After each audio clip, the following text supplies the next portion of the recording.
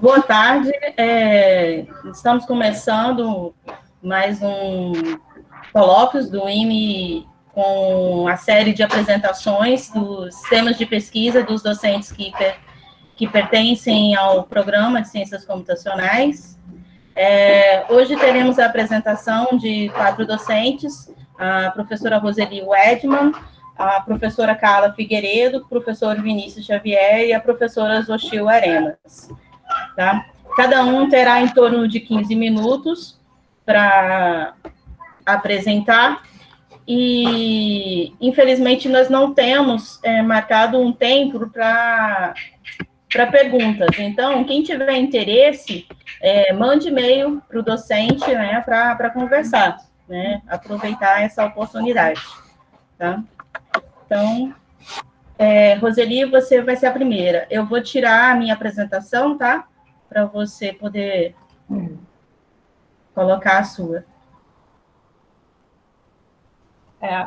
Então, pessoal, eu vou colocar em modo apresentação? Sim, aí você vai naquela apresentação lá. Primeiro eu tenho que colocar Present Now, né? Isso. Vou compartilhar a minha tela. Isso. Ok. Vocês estão vendo a minha tela? Primeiro... Não. Ainda não. Deve estar carregando. Não estão vendo, né? Pois é, o meu botão de compartilhar, não está funcionando. Roseli, mas uma vez que você dá compartilhar, aí você tem que entrar lá em cima e selecionar se vai compartilhar a tela toda ou uma janela. Aí depois, então, lá em cima, você escolhe qual a janela que for compartilhar. Pois é, não, eu disse que eu ia compartilhar a minha tela toda. Então, sim, mas... não vou fazer isso. Porque aí o botão de share está apagado, não consigo. Mas aí, quando você compartilha a tela toda, então, você já está entrando na outra coisa. Não tem alguma coisa bloqueando, não, porque eu aperto o botão de compartilhar, aí aparece a tela para eu autorizar. Você não compartilha a tela toda, compartilha aquela com quadradinho. Tá bom, eu vou fazer isso, tá bom. Mas ela pode até funcionar. Era para funcionar. Isso, agora pronto, já funcionou. Já funcionou, né? Tá bom, então tudo bem. Então, gente, olha só, eu vou botar a apresentação com a tela cheia, então eu não vou ver vocês. Então, qualquer coisa, a Cristiane vai... Ou se alguém quiser perguntar, tem que falar, tá bom? Porque eu não vou ver ninguém. Ok? A gente não tem tempo para pergunta, tá, Roseli? Infelizmente. Tudo bem. Tá bom? Okay, tá? Eu tento terminar antes, se alguém quiser. Tá ótimo. Ok, todo mundo está vendo aí a tela? Tá tudo bem? Ok. Então, eu estou... esse é o título da minha apresentação, né? Dinâmica da informação em sistemas complexos e neurocomputação. E o trabalho é um trabalho interdisciplinar porque ele envolve teoria da informação, né? Física, mecânica estatística e física de sistemas complexos e mecanismos e aplicações de neurocomputação. Então, eu vou falar um pouquinho sobre isso que eu faço, e porque tem muitos desdobramentos, até eu estava vendo que tem gente que já trabalhou comigo aqui, como o Vitor, que está assistindo, né? Então ele vai ver algumas coisas relacionadas ao trabalho dele, o Marcos também, que também começou a trabalhar com a gente, mas assim, nesse tempo curto, vou falar só, dar uma geral, assim. Está aí meu e-mail e minha sala, quem depois quiser, eu posso enviar essa apresentação, né, que tem essas informações. E essa primeira tela, eu coloco os logotipos das pessoas que colaboraram comigo, né, além das várias pessoas aqui da UERJ, né, do Secomp e também, em geral, do IME, eu já estou no IME há um tempão, né, também no programa desde o começo.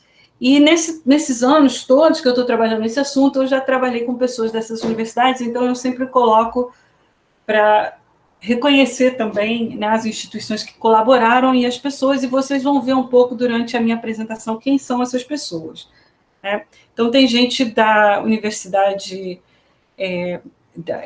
do Noroeste da província de Buenos Aires, tem gente do Imperial College, que eu passei um tempo lá, gente da UFRJ, né? Muitos de nós do programa são da COP, né, da UFRJ. Tem o Raul, que trabalhou comigo tanto lá no Instituto de Física, no Fundão, agora ele está na Universidade da República, no Uruguai, e assim por diante. Ultimamente eu tenho trabalhado também com o pessoal na Universidade de Avignon, na França. Bem, meu trabalho é bastante interdisciplinar, eu talvez seja uma das pessoas mais mistas e mescladas que tem no programa, né? Eu faço um pouco de tudo, e minha formação em várias áreas, né? E às vezes as pessoas têm dificuldade um pouco de me aceitar nas áreas, porque elas sempre acham que eu sou da outra área, né? Mas, sim, eu fiz doutorado em computação paralela distribuída, computação de alto desempenho. O assunto da minha tese, especificamente, foi algoritmos distribuídos e simulação distribuída, né? E eu passei vários anos, até para fazer as disciplinas básicas, eu fiz um monte de disciplinas em computação. Ultimamente, eu devia ter mudado a ordem, mas então eu também trabalho com sistemas operacionais, arquiteturas de computadores, um pouco de redes, né? Eu já dei aulas dessas coisas na graduação, na UERJ, e ultimamente, esses últimos anos, eu tenho trabalhado bastante com neurociência computacional, sistemas complexos e mecânica estatística como um arcabouço teórico, né? Teoria da informação, que faz um formalismo matemático, né, do que é o tratamento da informação, o processamento da informação, e ele também faz uma coisa muito interessante, que é o caminho inverso, né, que também ele entende que todo o sistema físico é um sistema que processa informação. A gente pode olhar para os fenômenos naturais, na verdade, como processadores de informação, né? E a gente também pode usar a teoria da computação para explicar a física básica desses sistemas, né? Então, é uma área bastante interessante, ela tem essa relação de duas vias, né? E muitos dos meus modelos são baseados em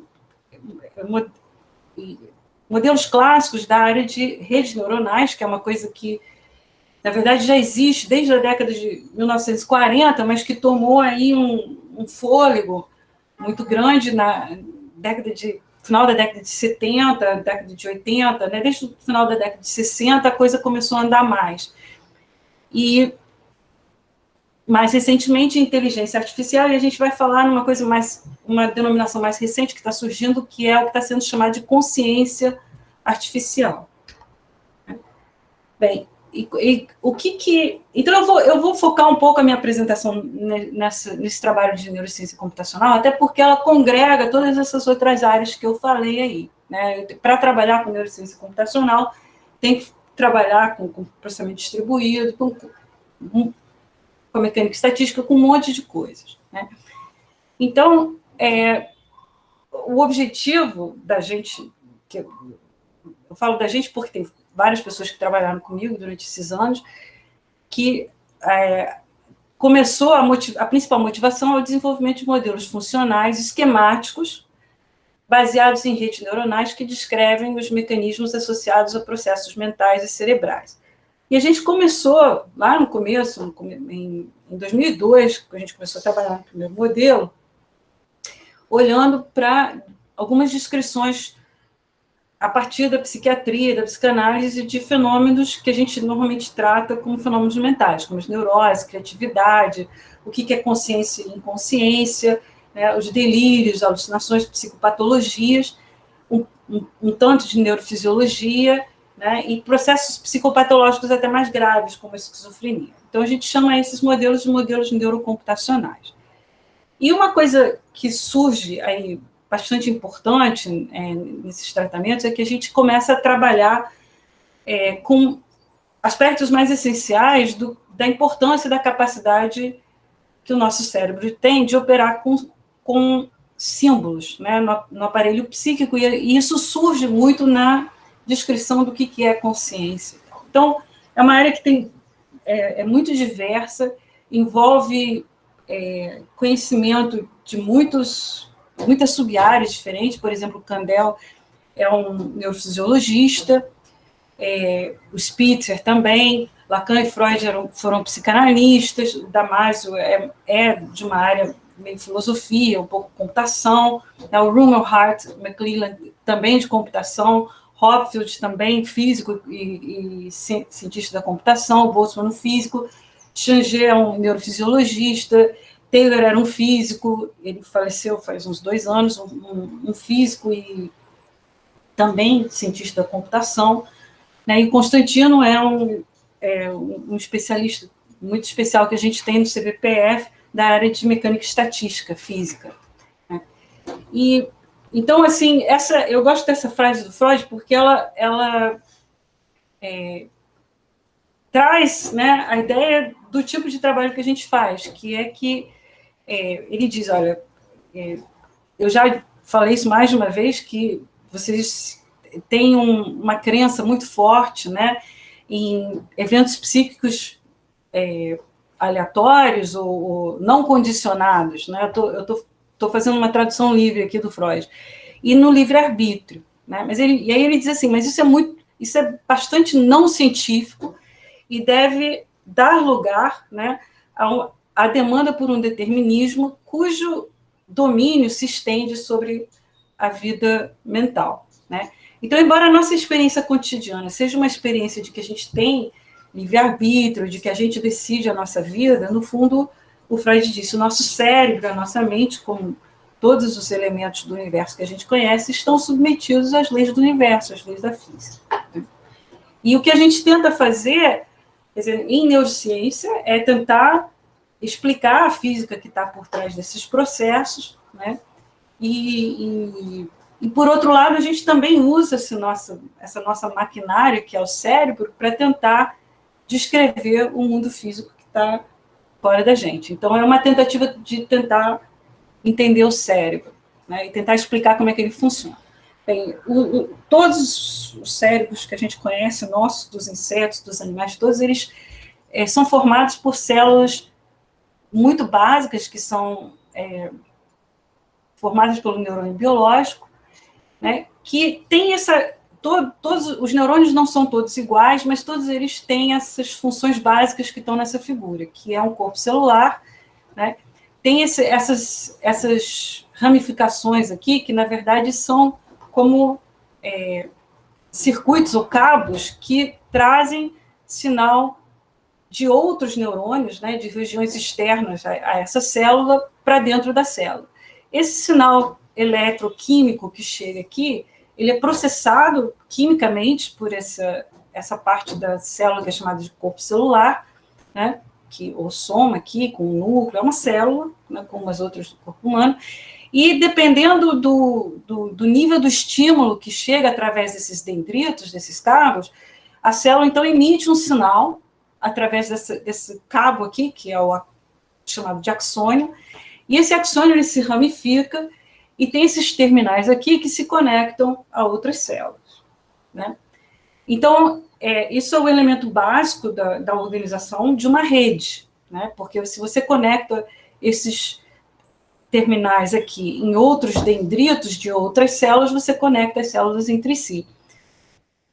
E essa conexão desse monte de células, a troca de informação entre as células é o que faz o nosso cérebro processar a informação, né? Então, a gente está aí no domínio das redes, né? E pensando que o nosso cérebro é uma máquina paralela da ordem de 80 bilhões de neurônios, né? E essa cooperação entre esses neurônios é que fazem a gente funcionar, né? O nosso cérebro, a nossa mente funcionar. Então, isso aqui é uma figura que não é minha, né? É uma figura do Olaf Spons, que é uma pessoa que trabalha muito nessa área, que é chamada de conectômica, né? E aqui, cada aresta desse grafo, né, representa, na verdade, um cluster de milhões de neurônios, né? Então, o nosso cérebro, ele é extremamente denso, tanto em número de células, como em número de conexões. Tem muitas conexões. Cada célula do nosso cérebro ela é lenta, comparado com um dispositivo processador de silício, mas o cérebro tem esse monte, né, da ordem de 80 bilhões de neurônios, e isso faz com que ele tenha robustez, eficácia, eficiência e tal, e a gente, por exemplo, dirige um carro muito melhor do que a melhor máquina que a gente conhece. Bem, qual é o problema que surge quando a gente tenta descrever o comportamento global dessas redes, né? A gente consegue modelar os neurônios com uma matemática razoavelmente simples, até surpreendentemente simples, a matemática que descreve, resume a operação de um neurônio, mas quando você conecta isso, 80 bilhões dessas coisas, você tem um sistema de equações acopladas que não tem solução analítica, né? Então, a gente tem que trabalhar com simulações, né? A gente, na verdade, trabalha com simulações de partes dessas redes, né? E aqui tem algumas referências, depois, se vocês quiserem pegar as transparências, que quem quiser pode olhar aí e ver um pouco em mais profundidade essas coisas que eu estou falando aqui hoje. Bem, então, eu disse para vocês que a matemática que descreve um neurônio é razoavelmente simples, e é mesmo, está aqui o esquema básico que descreve a dinâmica, né, de um neurônio. Se tem os sinais entrando aqui, né, então essas arestas nesse gráfico aqui representam aqueles dendritos que trazem um sinal para dentro da célula. Esses cabos têm uma intensidade, são capazes de transmitir informação com uma certa intensidade. Isso chega no corpo celular, o corpo celular, então, processa isso. A gente representa esse processamento por uma função, em geral, uma função não linear, né, que a gente vai chamar de função de ativação, e dependendo da quantidade de estímulo que chega aqui, essa função ela tem um resultado que é não nulo, correspondente a um sinal que a célula vai emitir, que é um estímulo elétrico através do axônio, que eu estou representando aqui por Y. Tá? E aí a gente pode, então, construir redes dessas células, né, onde cada uma delas funciona como eu descrevi nessa transparência anterior, e a gente, então, vai chamar isso de um modelo de uma rede neuronal. E tem, se vocês quiserem fazer o curso, né, que eu dou também de redes neuronais, vocês vão ver que tem uma quantidade grande de modelos, realmente muito grande, até muitos mais modelos do que a gente até consegue fazer num curso, né? A gente dá alguns modelos básicos com os quais vocês depois podem construir os outros, tá? E essas tem conexões que fluem numa única direção, conexões recorrentes, onde o sinal ele volta para... tem ciclos no grafo, tá? Então, tem toda uma variedade imensa desses modelos de redes neuronais. Inicialmente, todos eram inspirados em uma Roseli, acabou seu tempo. Ixi, ainda tem uma... Dá uma finalizada aí, uma fechada, por favor. Tá bom, vou tentar ir mais rápido. Então, essa junção, né, essas redes, elas estão dentro de um contexto teórico que modernamente está sendo chamado de sistemas complexos, né? E isso é tratado por uma área da física, que é a física de sistemas complexos, que envolve mecânica estatística, matemática, computação, um monte de coisa. E o que é importante nesses sistemas é que o comportamento global não é a soma, o resultado, né, o comportamento resultante não é equivalente à soma do comportamento das partes, né? Isso tem a ver com a não linearidade. E com isso, a gente, nesse meu trabalho de modelagem de processos mentais, a gente construiu algoritmos onde essas redes são criadas de forma adaptativa. Aqui está um exemplo de 2 módulos de memória que a gente cria, né? E a gente pode, então, medir características dessas topologias, por exemplo, de como é a distribuição do grau dos nós, né? Qual é o número o número médio de nós com um certo número de arestas, né? E você faz essas distribuições e a gente acaba encontrando que se a gente tivesse redes aleatórias, né, o comportamento seria como essa curva aqui, tá? Essa curva tracejada, né? E o que a gente encontra no nosso modelo são essas coisas assim, né, que tem a gente pode modelar até ajustar por outras funções, tá? E o importante é que a gente encontra no nosso modelo, com esses algoritmos adaptativos, a gente encontra que assintoticamente, aqui no grafo log-log, a gente tem essas retas aqui, né, no comportamento assintótico. Aqui começa, não desvia da reta porque o sistema tem tamanho finito, mas quanto maior o sistema, maior essas retas. Aqui que está. Né? Então, a gente chama isso, essas são leis de potência, que são coisas que indicam, né, dão uma dica para determinados tipos de formas de tratar esses sistemas através da mecânica estatística. Né? Em particular, a gente começa a desconfiar que a mecânica estatística de Boltzmann-Gibbs, que é largamente usada, né, na física e até em muitos algoritmos de computação, vocês vão ver que tem um monte de algoritmos que são baseados, algoritmos estocásticos que são baseados em medidas de entropia, todos usam entropia de Boltzmann-Gibbs. E uma das coisas que a gente está vendo é que esses sistemas que apresentam essas leis de potência, com interações de longo alcance na rede, muitas vezes não dá para ser descrito por essa mecânica estatística de Boltzmann-Gibbs, e a gente tem estudado com a mecânica estatística do Constantino, que eu citei, Constantino Salles, que eu citei no começo do seminário, né, do lado do CBPF. Então, isso é uma linha do trabalho. Então, a partir do momento que a gente tem esses modelos, a gente pode usar eles de duas formas. A gente pode usar eles para resolver problemas de inteligência artificial, né? Por exemplo, problemas de classificação, problemas de reconhecimento de padrões, problemas de memória associativa. Então, a gente vai usar essas redes para fazer inteligência artificial. Ultimamente, eu estou trabalhando com processamento de linguagem natural, onde a gente usa esses modelos de redes neuronais. E a gente pode também usar essas redes artificiais para estudar as funções cognitivas e os processos do cérebro e da mente, que, em última instância, a gente também quer entender o que a gente está chamando de consciência artificial.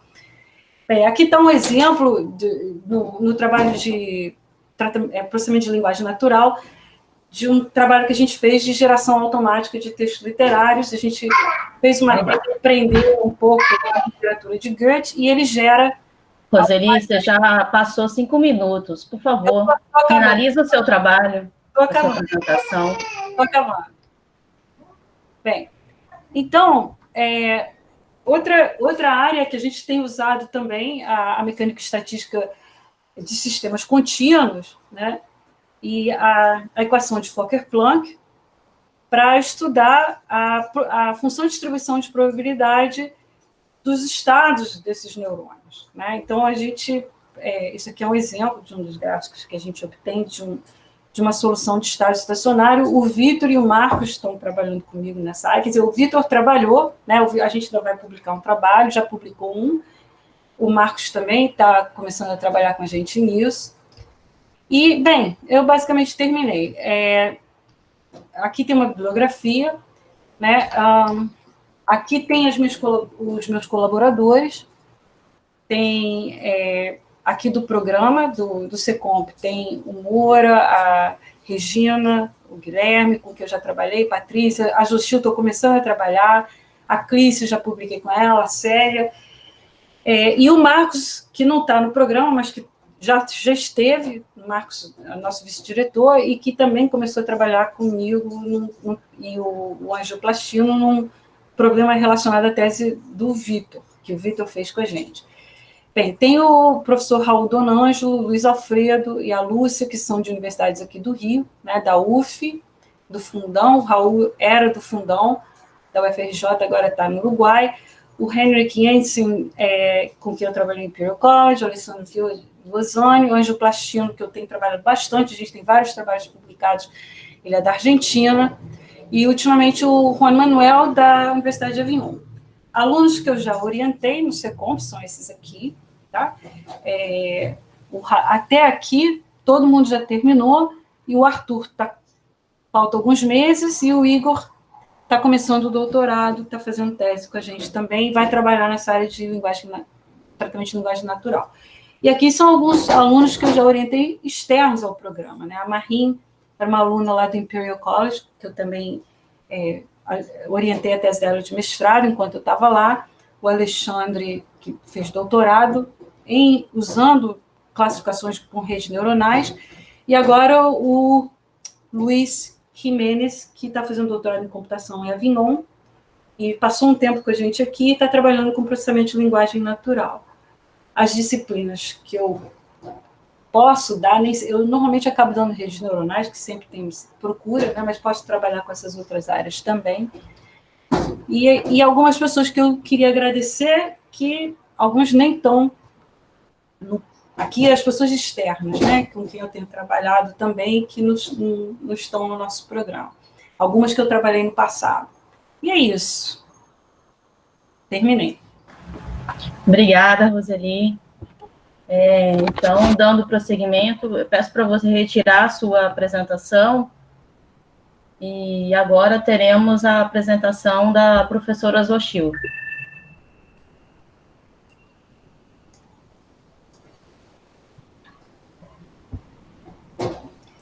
Oi, boa tarde. Então, vamos lá colocar esse assunto da apresentação. E, como falou a Roseli, eu vou deixar de ver todo mundo aqui agora, né? Então, vou falar para a minha tela. Bom, bem-vindos todos às nossas apresentações. Como eu só vou lembrar que, bom, os alunos do SECOMP, né, alunas e alunos do SECOMP, para colocarem sempre o nome e a matrícula para registrar a presença. E os alunos externos, em geral, qualquer pessoa externa ao programa, incluindo os alunos ouvintes, é bom colocar sempre também, além do nome, a matrícula, no caso que tiver, colocar o e-mail para a gente conseguir enviar a... Tá, então, eu só estou tentando isso aqui, para colocar o... Pronto. Você consegue colocar em apresentação? Isso, tá? Agora tá, okay? agora tá. Tá bom, então, em geral, eu vou falar assim, brevemente, espero, né, conseguir, sobre um tópico particular de pesquisa. Como a Roseli falou, a gente está começando uma colaboração, também estou começando colaboração com Vinícius, que vai apresentar depois, já tenho feito algum trabalho também com o Marcelo Schotz, também professor nosso, e então a gente está tentando estabelecer colaborações e tem possibilidades de trabalhar de forma justamente multi ou interdisciplinar, que é o nosso programa. Então, eu vou focar apenas agora em aplicações, em projetos que têm a ver com equações diferenciais estocásticas, que é um tema no qual eu estou trabalhando já tem vários anos. Então, vou falar um pouco sobre isso. E assim, essa linha de pesquisa em particular, mesmo que tenha outros colaboradores, eu trouxe aqui mais os colaboradores mais que fazem parte dos resultados, da maior parte dos resultados, ou que estão mais perto trabalhando. Então, tem a aluna Michelle Lau, do mestrado, e a aluna Sara, do doutorado. A Sara já fez a sua dissertação no tópico de equações diferenciais estocásticas, a parte numérica. Então, tem alunos de graduação, né, a Jennifer, que também fez a sua dissertação, além de iniciação científica, e os alunos Samuel e Ulisses, que fazem iniciação científica atualmente, e pesquisadores externos, já mesmo da UERJ, da UF, e atualmente o Miguel, que está trabalhando lá em São Paulo, né, o Daniel Barsi e o Daniel Stariolo são grandes colaboradores. Então, basicamente, eu queria explicar um pouco, tentando não fazer com que ninguém fuja da minha apresentação. Já teve alunos que falaram que nunca na vida, depois das minhas apresentações, teriam alguma coisa a ver com isso aqui. Na verdade, assim, equações diferenciais estocásticas é um tópico bem moderno.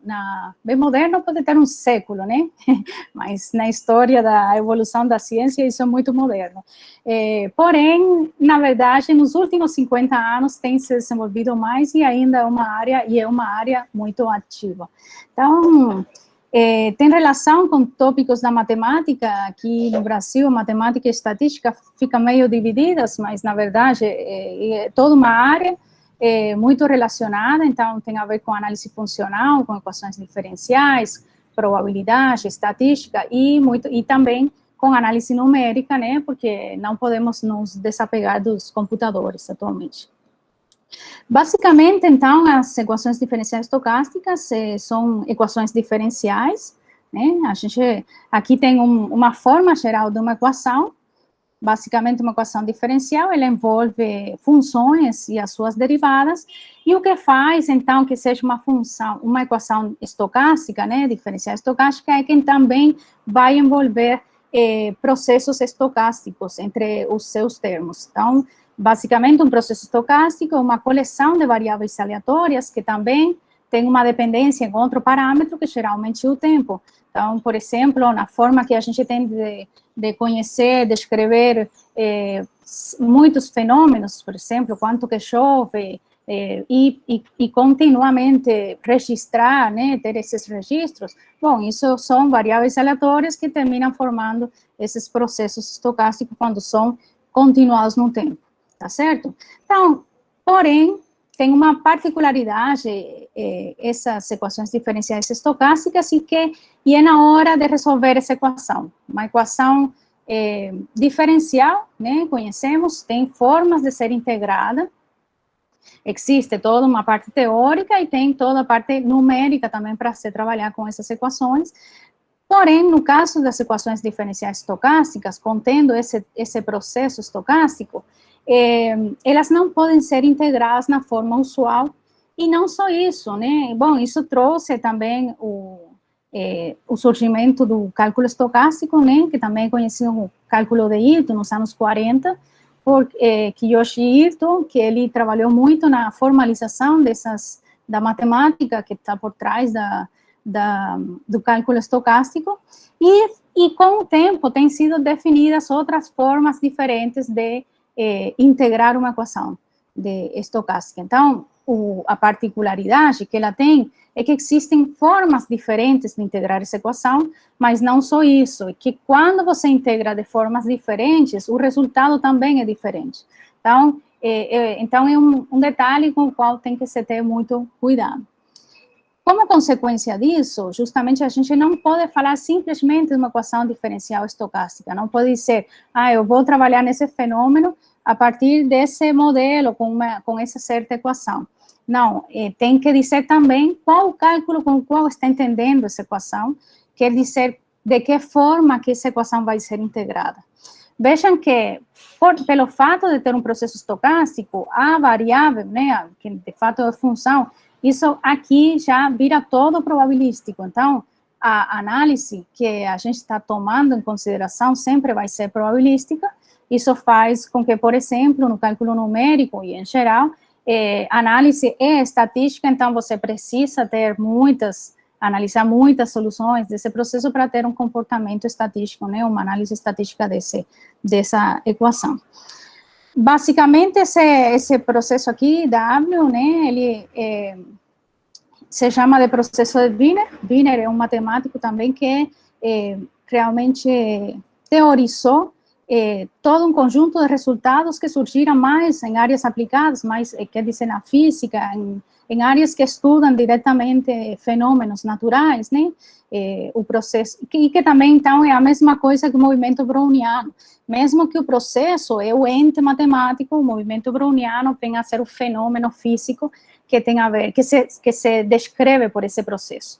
Então, basicamente, esse movimento browniano foi como surgiu toda essa análise estocástica de fenômenos naturais, foi a partir da difusão, do estudo da difusão, por exemplo, de uma partícula num líquido, né, que está difundindo e começa a ter bater com as moléculas desse líquido ou gás. Então, todo esse processo de fusão e foi estudado por Einstein no começo do século XX e trouxe, então, a partir daí, todo o desenvolvimento dessa área.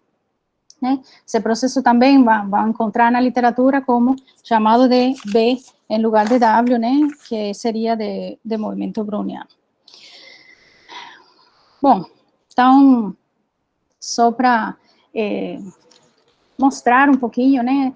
Quando a gente analisa o movimento browniano, eu trouxe essa equação aqui, mas, na verdade, o que eu estou colocando, o que tem aqui nessa descrição gráfica é apenas a equação eliminando essa parte aqui que se chama de drift, né?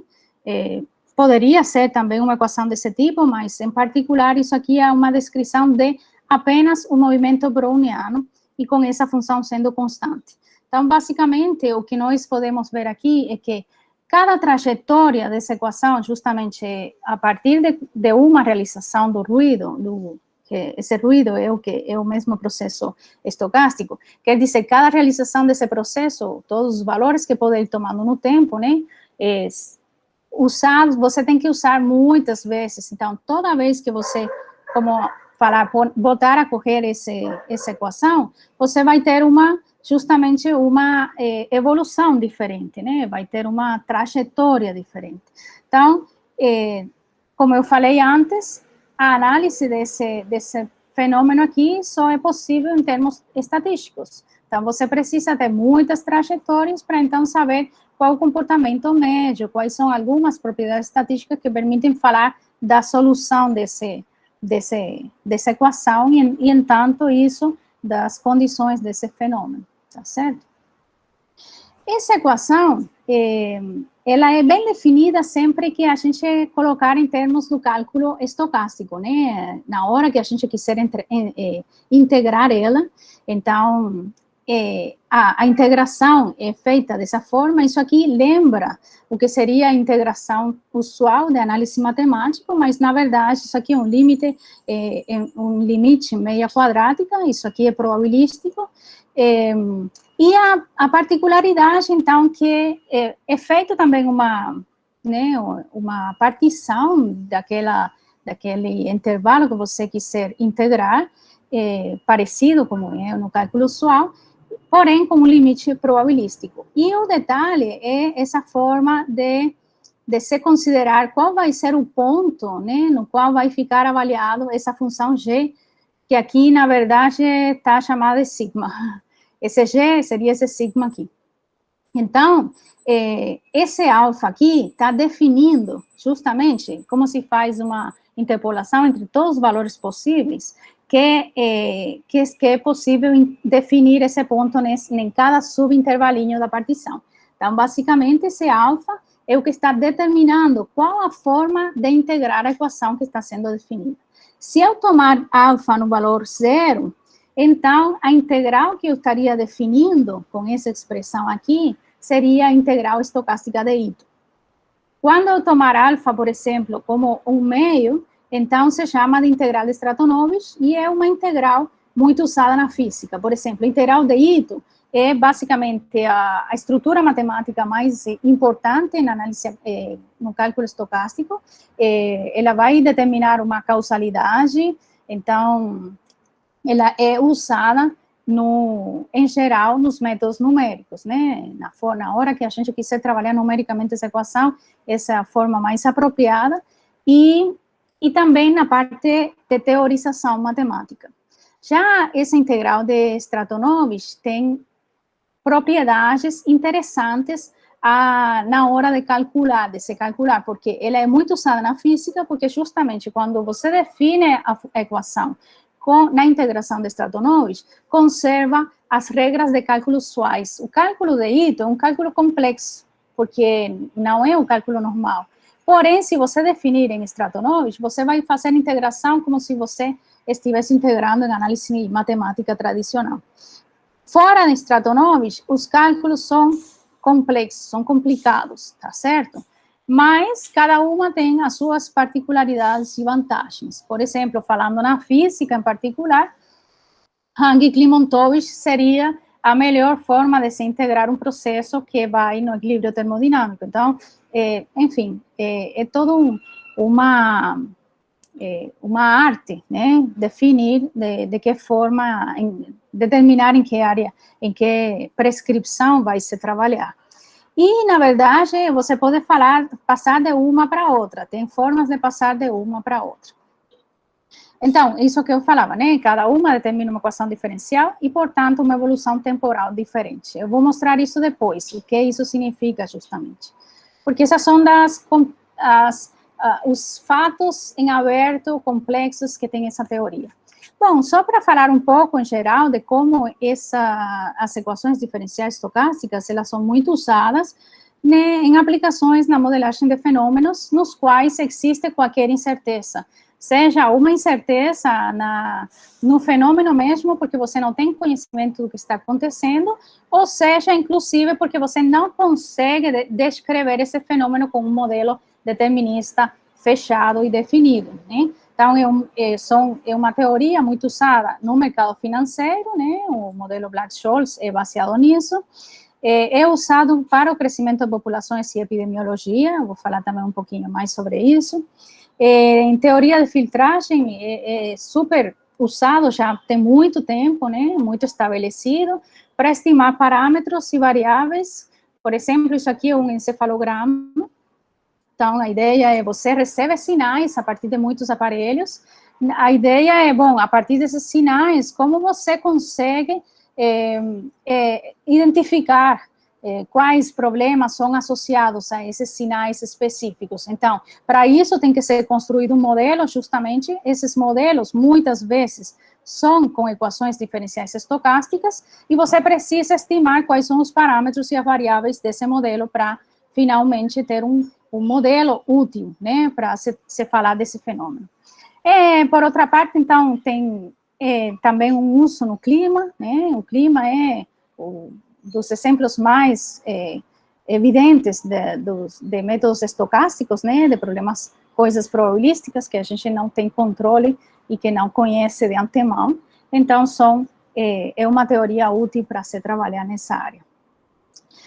Aqui, por exemplo, então, mas também continuando com aplicações, essa equação é muito aplicada na física, como eu falei, de fato surgiu bem nas descrições de fenômenos físicos. Dentro da física é conhecido como equação de Langevin, a equação diferencial estocástica. Então, é todo um formalismo que se usa para estudar muitos fenômenos, né, como são fenômenos de difusão. Mais recentemente, por exemplo, estudar dinâmica de sistemas fora do equilíbrio termodinâmico, que é uma área muito complexa e bem atual, porque é muito difícil definir qualquer coisa fora do já tradicionalmente definido pela termodinâmica. Então, e ainda se tem muito desconhecimento sobre isso, e tem muito trabalho avançando nisso.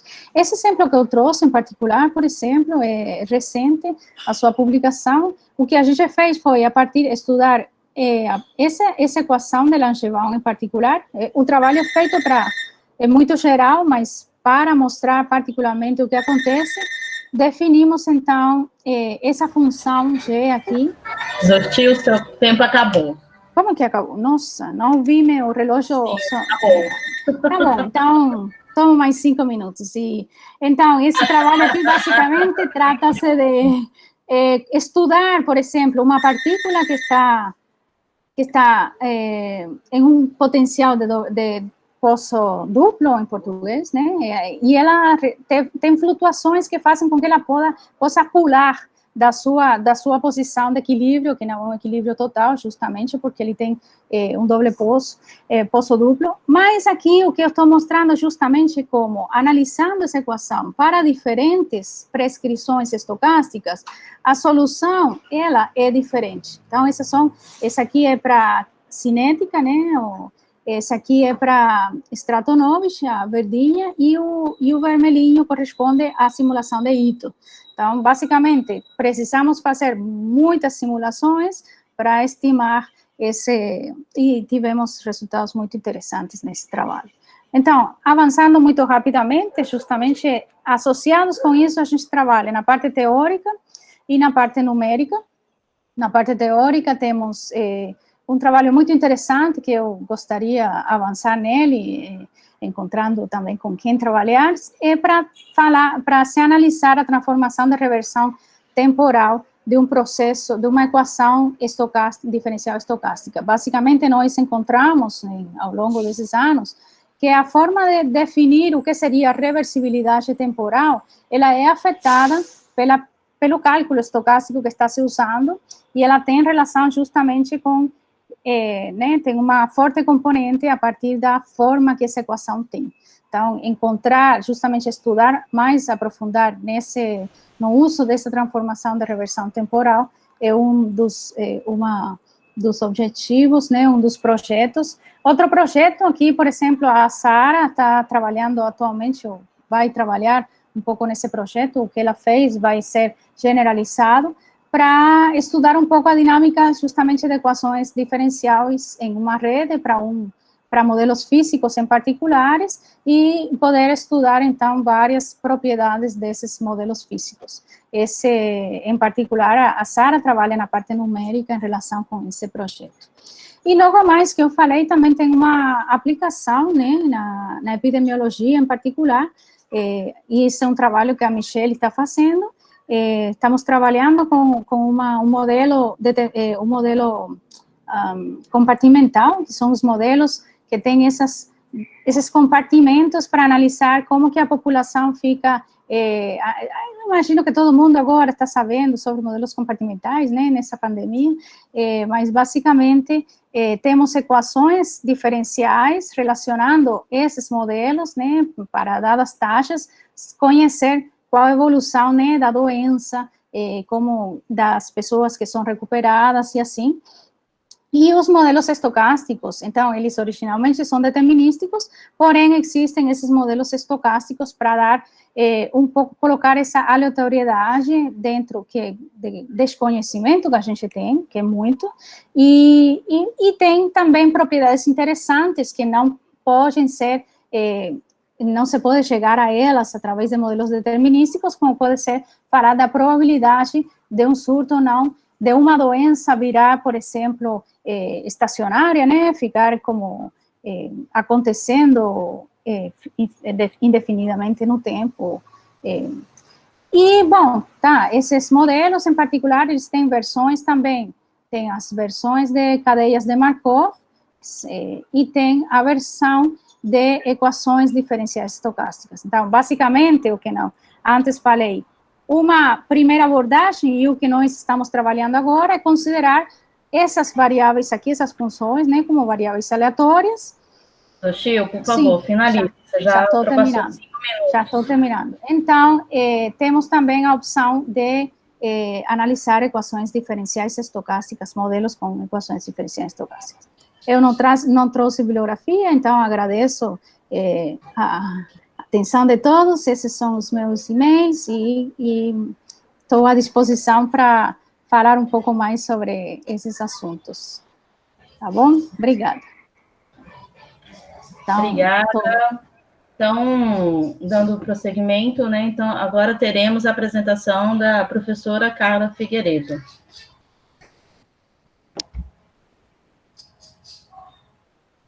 Vou botar aqui para... Tá.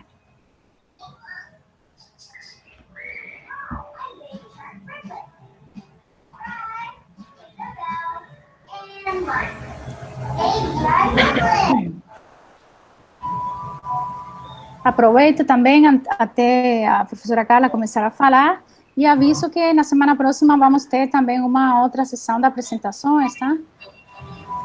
Gente, vocês estão conseguindo visualizar? Estamos. Sim.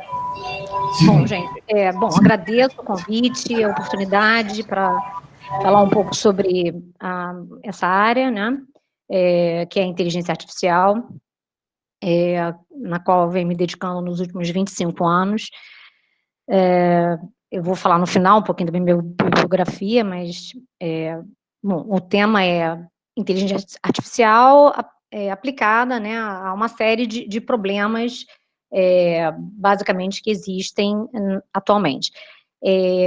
Eu, na realidade, coloquei esse título um pouco peculiar, porque todo o modelo, ele é baseado em dado, né? Em geral, ele precisa de dado, é um modelo data-driven. Então, ele, basicamente, eu dividi o universo em dados textuais, tabulares e imagens, né? Bem, essa transparência é basicamente para inspirar, né, para dizer que realmente a gente vive atualmente uma condição de Big Data, né, em que a gente tem uma quantidade muito grande de informação, né, eu botei uma colinha aqui que vocês estão vendo, esse gráfico mostra o valor esperado, né, da quantidade de dados em zettabyte, né, isso aqui na colinha vocês podem perceber o que significa isso. E realmente isso era um problema, era a crônica de uma morte anunciada, porque, obviamente, a gente começou a guardar esses dados, né, desde a década de 60, 70, e vem guardando, né, de forma sistemática, e agora a gente tem oportunidade e acesso a essas informações, e é isso que a gente está fazendo, tentando usar, né. Bem, isso aí também é para provocar, né, é uma publicação que, em geral, 2020, eu acho que ainda não saiu, ele mostra a quantidade de informação por minuto, né, que circula na internet, ou seja, o Big Data, ele é bastante abastecido pela quantidade de informação que o advento, né, da internet proporcionou. Bem, como solução, né, a ideia dos sistemas baseados em inteligência artificial, como vocês podem ver aqui do lado direito, né, é uma profusão de áreas, né, na realidade é uma confluência de áreas, né, em que eu destaco aqui a área de Data Science, Machine Learning e Data Processing, que é aquilo que acaba que é o que a gente mais faz especificamente ou diretamente, né, então a ideia da gente tentar tornar as coisas certas mais fáceis de serem feitas, né? Essa é a proposta, e eu coloquei essa frase aí de um gerente da IBM como motivação. Bem, por outro lado, né, o mercado tem apontado que, finalmente, essa área chegou para fazer, né, para dominar, e ela é bastante importante. Eu acho que as outras não são menos importantes, mas realmente ela hoje está ocupando a cabeça de muitas pessoas, né, no Brasil, direção, e no mundo também, dirigentes de países. Recentemente eu publiquei um capítulo de livro que eu menciono, fiz uma breve pesquisa, né, identificando a manifestação dessas pessoas em relação a essa área. Recentemente, fechou agora uma chamada de projeto para centros de inteligência artificial, na verdade, vão ser 8 ao todo, foram propostos inicialmente 4, né, então vão ser escolhidos, né, e eu devo fazer parte de um deles, caso ele seja aprovado.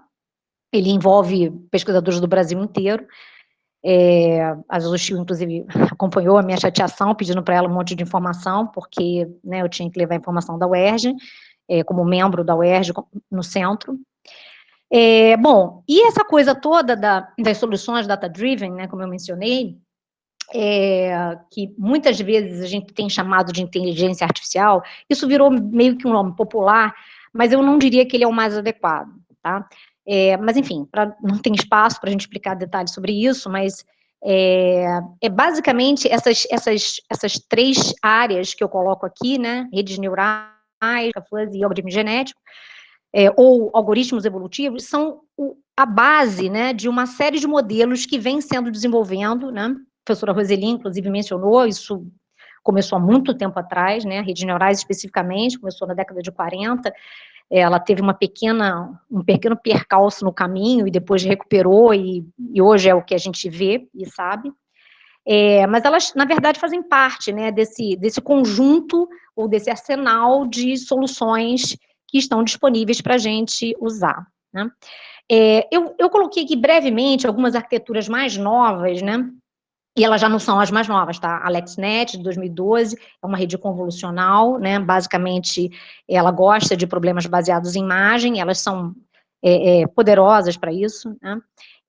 Uma outra arquitetura que também é bastante comum, né, a LexNet, ela tem essa questão do processo convolucional, dos kernels, etc. e tal, embora mantenha todas as características das redes neurais tradicionais nas últimas camadas, elas têm muitas camadas, né, são redes muito grandes.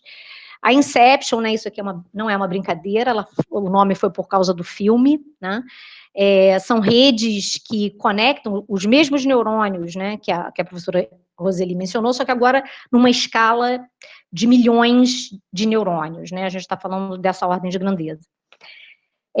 Aqui é um outro tipo de rede bastante interessante também, ela também é uma rede convolucional, só que ela tem uma característica muito interessante, ela tem, na verdade, dois conjuntos de redes, em que uma tenta mentir para a outra e a outra precisa descobrir que a primeira está mentindo, né?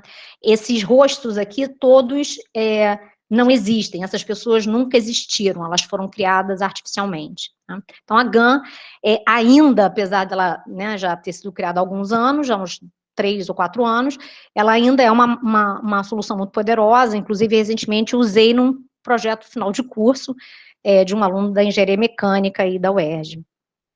Essa outra rede, ela é uma rede bastante conhecida, né, quer dizer, menos do que a UNET, a WNet, ela é uma rede bastante usada, né, para extração de características, que é uma das marcas mais fortes, né, nas redes convolucionais.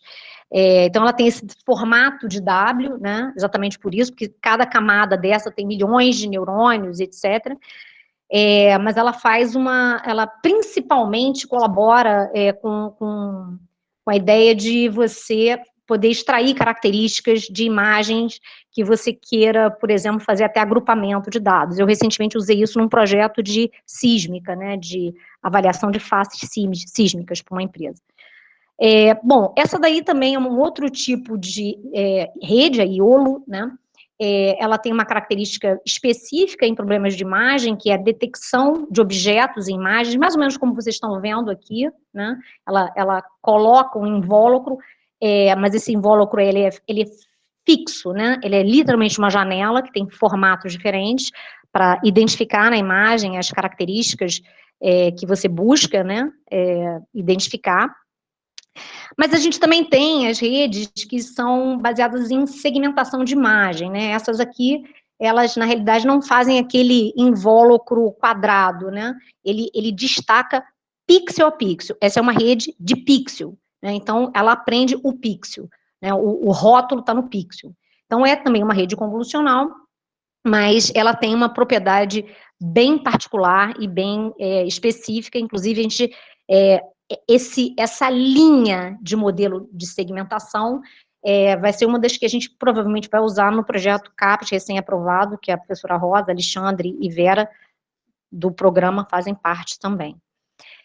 Bem, mudando para um outro assunto, né, essa rede aqui é uma rede que eu estou mostrando de uma forma muito macro, porque, na realidade, ela é baseada em LSTM, que é um outro tipo de rede neural, baseada em várias portas lógicas, e aí você agrupa várias dessas unidades para tentar trabalhar com textos, né? Então, a ideia dos transformers, que são arquiteturas de redes mais recentes, servem exatamente para extrair informação de textos, em geral, de informação de dados textuais longos, né?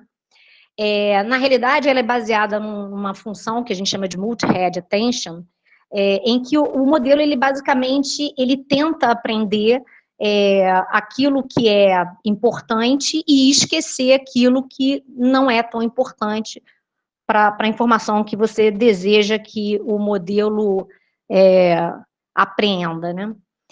Basicamente, isso aqui mostra também a ideia de como é que esse processo da rede funciona, né? Quer dizer, dado um texto, dado uma frase, né? Como é que eles se relacionam. É muito comum usar para tradução, né? Esse tipo de modelo, e entre línguas, obviamente. mas também para síntese, né? A gente tem pesquisado um pouco mais a área de síntese, que é uma área bastante difícil para a área textual. Bem, de forma geral, né, como eu mencionei antes, né, a rede neural, a rede neurais, né, a lógica fuzzy e as metas heurísticas, né, meta-heurísticas, algoritmo genético, programação genética, enfim, os modelos baseados em enxames, eles são um arsenal de técnicas que são bastante interessantes para selecionar, resolver, né, os problemas que estão do lado direito aqui. Eu enumerei alguns só para a gente ter ideia do que é isso, né, e o que vem acontecendo nos últimos tempos. Bem, aqui no programa, né, na linha 2, que é onde eu acho que eu me encaixo, eu peço até desculpas, eu nunca tinha feito essa transparência, a Vera que me deu uma cola, eu acho que eu trabalharia com a área de machine learning, né, que envolve todas essas técnicas, especificamente na área de deep learning, que eu mostrei, né, que são as redes convolucionais e recorrentes, para dados tabulares. Existem redes hoje em dia convolucionais especificamente para dados tabulares, tabulares, né, números e dados categóricos e numéricos, para imagens e para dados textuais. BERT é uma mais recente, deve ter uns 2 anos e pouco, é uma arquitetura bem interessante. E também a área de Deep Reinforcement Learning, que é uma área que, particularmente, eu gosto muito, minha tese é na área de Reinforcement Learning e com Fuzzy, é um modelo novo. E aí agora, né, com a dinâmica do Deep Learning, o Reinforcement Learning ganhou um novo fôlego, né, que é uma área bastante específica de processo de aprendizado semi-supervisionado. NAS é uma área que tem relação com a busca da parametrização de todos esses modelos, né? E a gente desenvolve um modelo especificamente baseado em algoritmos evolutivos que tem, por acaso, uma pitada de inspiração quântica, né? Então, é um modelo que já se mostrou bastante eficaz nos últimos tempos. Bom, rapidamente, os projetos que eu tenho na UERJ, assim, quer dizer, de alguma forma vão se materializar. Dentro da área de processamento de linguagem natural, eu trabalho com identificação de entidades, entidades nomeadas, né, que são basicamente quem, quando e onde. Isso é o mais tradicional, mas a gente pode rotular outros tipos de entidades. O desenvolvimento de queries naturais, ou seja, você falar de forma natural e relacionar essa forma natural de falar com queries em SQL, né? Problemas de pergunta e respostas, né? Hoje em dia a gente tem um problema de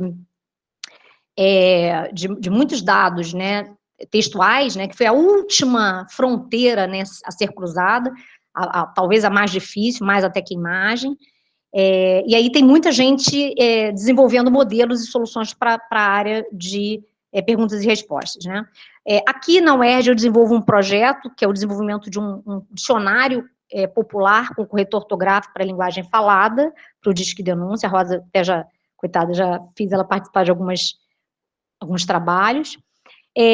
Eu tenho um projeto na FAPERJ, que eu até vou depois conversar com a Zoxil, porque eu acho que a gente tem alguma semelhança no trabalho, que é o uso de cálculo polinomial e algoritmos evolucionários, né, para tratar, para modelar estocasticamente os modelos epidêmicos compartimentados que ela acabou de mencionar. Em outra vertente, é um outro projeto que envolve também a parte de imagem, mas especificamente a segmentação de alimentos, de imagens de alimentos em pratos, para fazer análise de valor nutricional. E, por fim, né, o projeto recém-aprovado de 3 anos de inteligência artificial para diagnóstico de desfecho de Covid, mas eu acho que certamente pode ser usado para outras áreas. Bom, processamento de linguagem natural, não vou entrar no mérito, mas a parte de entidades é bastante importante para extrair de textos informações relevantes que são importantes para muitas áreas, principalmente, por exemplo, a área que eu trabalho, que é segurança pública. Aqui também mostram exatamente um modelinho baseado em sequência, né, em janelamento de sequenciamento de palavras. Do ponto de vista do projeto CAPES que eu mencionei, a gente vai usar, enfim, redes convolucionais, isso aqui é só um exemplo do gatinho tradicional, modelos de segmentação de imagens 2D e 3D, isso aqui é só uma fatia de uma tomografia, mas, enfim, é uma sequência de imagens. A gente vai ter dados de prontuário e a gente deve ter dados tabulares, clínicos, laboratoriais, e eu também pretendo usar sinais, né, que são, na verdade, elétricos, mas capturados em formas de séries, né, temporais, e por isso ele vai ser um modelo que a gente chama de multimodal. Mas a pitada de novidade é a área nova que é Explainable IA, que é a ideia de você explicar o resultado, o que a rede neural está te dizendo, porque, em geral, ela é uma caixa preta. Bom, para finalizar, os dados tabulares com que eu trabalho são basicamente para a área de genômica, né? São dados bases com mais de 150 mil atributos, né? Então a gente tem um problema bem grande, né? Remete à história do Big Data. Existem algumas outras atividades dentro da área de Deep Learning, na verdade, que envolvem Reinforcement Learning, primeiro a minha tese, doutorado, e as outras áreas, né, Graph Neural Network, que é uma área mais recente ainda, deve ter uns 2 anos, que a gente pode, na verdade, hibridizar para ajudar a resolver alguns problemas que ainda são bastante difíceis e são lacunas, né, no estado da arte. Bom, orientações concluídas, basicamente, eu botei as últimas, dos últimos 10 anos mais importantes, as atuais, as verdinhas estão sendo finalizadas até o final do ano, a área de genômica que eu mencionei é especificamente para a área de câncer, tá? Atualmente, algumas pessoas envolvidas nos projetos UERJ, né, aqui embaixo botei uma lista de professores, desculpe se eu não consegui colocar todo mundo, mas na UERJ tem vários departamentos que eu tenho conseguido interagir, né, na mecânica, na geologia, eu oriento um aluno na área de sísmica com IA também, tudo isso é envolvendo IA, né, e é isso, obrigada, desculpa, passei 2 minutos. Esses aqui eu botei uns projetos, né, em termos de mini bio, enfim, são os projetos que eu tenho trabalhado nos últimos anos. É isso, gente, obrigada. Obrigada, Carla. Então, agora, prosseguindo, né, teremos a quarta apresentação da tarde, que é o professor Vinícius Xavier, né, e antes dele começar, só um último aviso, gente, os alunos que ainda não escreveram o nome no chat, por favor, assinem, né, os alunos do Secontem escrevam o nome completo e o número de matrícula, e os alunos da graduação coloquem o nome completo, o e-mail e o número da matrícula, né, para a gente poder emitir os certificados, tá? E obrigada. E até pode começar. Vou fechar aqui.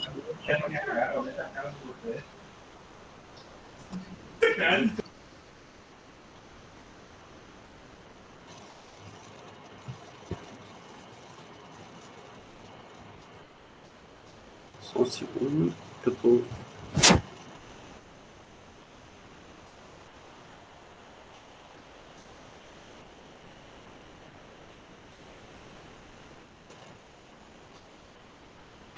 Estão vendo minha apresentação? Estamos. Sim. É porque ele não consegue ver mais. Sim. Não consigo mais, tem tela cheia. Eu vou apresentar alguns tópicos da minha pesquisa, né? São métodos de inteligência artificial, estatística multivariada. Vou falar sobre alguns algoritmos que eu venho trabalhando, desenvolvendo, implementando, e de alguns resultados que eu venho publicando também. Tópicos de inteligência artificial, né? É uma área muito grande que tem uma infinidade de métodos. Pelo curto tempo, eu vou falar somente desses aqui, né? Classificação supervisionada, modelos de regressão, métodos de redução de dimensionalidade, métodos de ranking bipartido, pareamento de dados e aplicações, né? Também trabalho com outros métodos, que é métodos de seleção de atributos, que é Feature Selector, métodos de detecção de anomalias e outliers. Né? O que é o problema de classificação supervisionada? Dado um conjunto de dados, onde cada observação possui uma classe associada, Aí, com um algoritmo de classificação, a gente quer prever para um dado novo a qual classe ele pertence, né? Qual classe está associada ao dado. Aí, recentemente, né, quer dizer, esse ano, eu publiquei esse paper de uma aplicação de algoritmos de classificação supervisionada num problema da engenharia química. Eu tenho colaboração lá com muitos professores da engenharia química aqui da UERJ e engenharia química da UFRJ também, né? E esse é o trabalho da aluna Bárbara, que eu fui orientador da dissertação dela de mestrado. Um dos orientadores, né?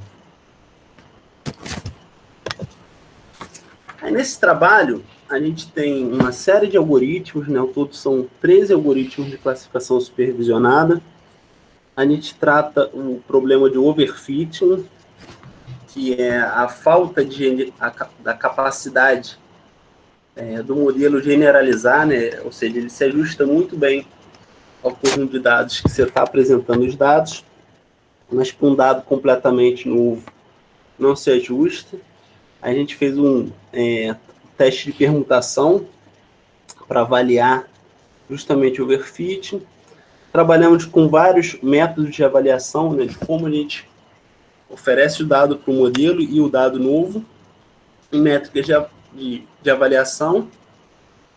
E também foram, os dois principais conjuntos de dados foram elementos químicos de amostra de vidro e elementos químicos de amostra de vinho. Um outro tópico da minha pesquisa são modelos de regressão. Eu trabalho bastante nesses tópicos de modelos de regressão. Esse é um artigo que eu publiquei em 2019 com o pessoal aqui da UERJ também, lá da fisioterapia. Eles têm um laboratório que tem máquinas de vibração. A pessoa sobe em cima da máquina e fica vibrando, né? E aí eles fazem protocolos de atendimento, ou seja, eles querem saber quanto tempo a pessoa tem que ficar na máquina, em qual vibração e em quantas sessões. E aí o modelo de regressão, o que é um modelo de regressão? A gente tem um conjunto de variáveis e busca ajustar uma função para estimar o valor de uma outra variável. No caso, a gente foram dados de imagem, né? E as pessoas ficavam na plataforma vibrando para saber o efeito do calor, né?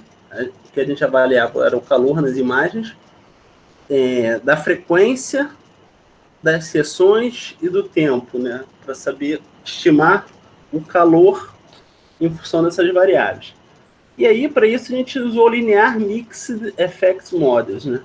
O que é um Mixed Effects Models, né? É uma classe de modelos que ele considera a dependência das observações, né? As observações não são independentes. Hoje em dia tem uma infinidade de métodos de regressão, né? Tem métodos tradicionais, regressão logística, regressão de Poisson, beta-regression, Cox-regression, regressão quantílica, regressão robusta. São todos esses métodos que eu falei, são métodos tradicionais no contexto da estatística multivariada. E também, hoje em dia, tem os métodos de inteligência artificial voltados a problemas de regressão, né? Eu pesquiso tanto os métodos de inteligência artificial voltados a problemas de regressão, quanto os algoritmos clássicos da estatística. Outro tópico que eu pesquiso são métodos de redução de dimensionalidade. Esse é um dos temas da minha tese de doutorado. Basicamente, o que são métodos de redução de dimensionalidade? A gente tem observações no espaço de alta dimensão, e aí a gente quer preservar essa informação contida nesse dado ao máximo em um espaço de baixa dimensão, preferencialmente R2 ou R3, para assim poder visualizar os dados, né? A gente quer fazer essa projeção, idealmente com mínima perda de informação. E aí, na minha tese de doutorado, eu pesquisei métodos da classe escalonamento multidimensional. É uma classe de métodos de redução de dimensionalidade que considera o critério de preservação de distância. E a maioria dos métodos de redução de dimensionalidade, eles processam os dados em uma única etapa, né, chamada de batch process, e eles não possuem a capacidade de generalizar para uma observação nova. E os métodos da classe MDS, eles não são adequados para conjunto de dados com muitas observações, né? É porque, para ajustar, para obter as coordenadas, resolve um problema de programação não linear. E esse programa de programação linear, o número de variáveis depende diretamente do número de observações vezes a dimensão que está projetando. Então, se eu estou projetando um banco de dados de 1000 observações, no R2, eu tenho 1000 vezes 2, ou seja, 2000 variáveis para resolver um problema de otimização não linear. Então, esses métodos são excelentes, mas ele tem essas duas limitações. Ele não tem a capacidade de generalizar para observações novas e ele processa os dados numa única etapa, né? E aí, na minha tese de doutorado, eu faço uma abordagem eficiente para métodos não lineares de redução de dimensionalidade. Essa é a primeira fase, né, que eu proponho formulações diferenciadas para vários métodos da classe MDS, comparo com o estado da arte que tem de algoritmos, né, tenho resultados, na grande maioria, bem superiores ao que tem disponível. E na segunda parte, eu faço a generalização, eu proponho a generalização para observações novas na classe de métodos MDS. E essa generalização eu posso fazer, inclusive, utilizando processamento paralelo, e faço, né, em paralelo. E com isso eu consigo resolver problemas de grandes dimensões, né, e para dar fluxo de dados contínuos, né. Hoje em dia, minha tese de doutorado ela é utilizada num problema real, né, na indústria do petróleo e gás, em várias plataformas, inclusive.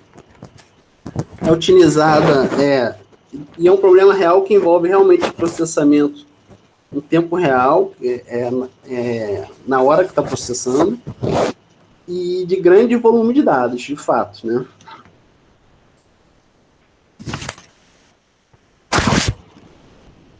Um outro problema... desculpa, quem quiser ver tá online, tá até pública a dissertação. Um outro problema que eu trabalho, é o problema do ranking de partido. O problema de ranking, de modo geral, ranking é fazer ordenação, né?